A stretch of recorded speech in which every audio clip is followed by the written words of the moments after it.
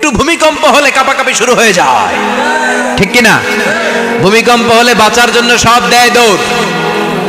টেলিভিশনের কিছু live programme দেখলাম, উপস্থাপকও দৌড়, অতিথিও দৌড়। দেখেন নাই? লাইভ ব্রডকাস্টিং হচ্ছিল, কি সরাসরি সম্প্রচার। যখন দেখা যাচ্ছে চেয়ার কাঁপতেছে, উপস্থাপক দৌড়, আর মেহমানরা বসে আছে মাইক নিয়ে। কিছুক্ষণ পরে আরো কাঁপাকাঁপি বেড়ে গেল, মেহমানও দৌড়।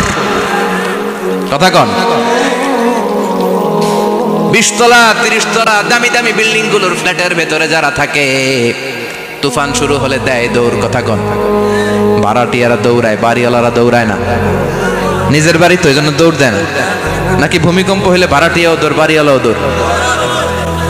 র্যাবের প্রধান দৌড়, পুলিশ প্রধান দৌড়, শুধু প্রেসিডেন্ট আর মাননীয় প্রধানমন্ত্রী দৌড়ায় না। কথা কন। বাঁচার জন্য সব দৌড়। আবার রব্বুল আলামিন বলেন, জমিনটারে সমান দেখে, কার্পেটিং দেখে মনে করো না তোমরা বেঁচে গিয়েছো। আমার দেয়া বিধান আমার জমিনে যদি কায়েম করতে না পারো, এই কার্পেটিং করা জমিনের ভেতরে আযাব আছে না নাই? এই পুরো জমিনের ভেতরে আছে আগুন আর আগুন।